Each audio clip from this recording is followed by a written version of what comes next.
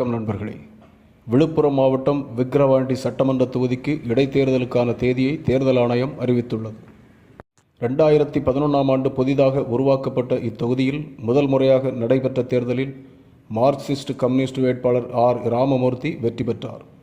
இவர் திமுக வேட்பாளர் ராதாமணியை விட 14,887 வாக்குகள் கூடுதலாக பெற்று வெற்றி பெற்றிருந்தார். 2016இல் நடைபெற்ற சட்டமன்ற பொதுத் தேர்தலில் திமுக வேட்பாளர் ராதாமணி அதிமுக வேட்பாளரான ஆர். வேலுவை விட 6,912 வாக்குகள் அதிகமாக பெற்று வெற்றி பெற்றார். இந்த தேர்தலில் பாட்டாளி மக்கள் கட்சி வேட்பாளரான சி. அன்புமணி 41,428 வாக்குகளை பெற்றிருந்தது குறிப்பிடத்தக்கது.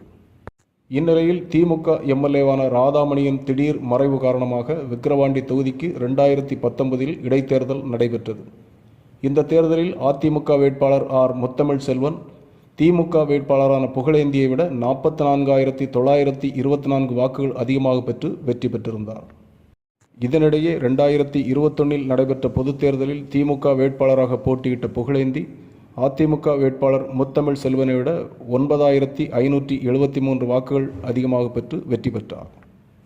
இந்நிலையில் திமுக எம்எல்ஏ புகழேந்தி உடல்நலக்குறைவு காரணமாக இறந்துவிட்ட நிலையில் விக்கிரவாண்டி தொகுதி மீண்டும் ஒரு இடைத்தேர்தலை சந்திக்கிறது. இந்த இடைத்தேர்தலின் வெற்றியாளர் யார் என்பதை விரைவில் தெரிந்து கொள்வோம். நண்பர்களே, இந்த வீடியோ பதிவு பிடிச்சிருந்தால் லைக் பண்ணுங்கள், ஷேர் பண்ணுங்கள், மறக்காமல் சப்ஸ்கிரைப் பண்ணுங்கள். நன்றி, வணக்கம்.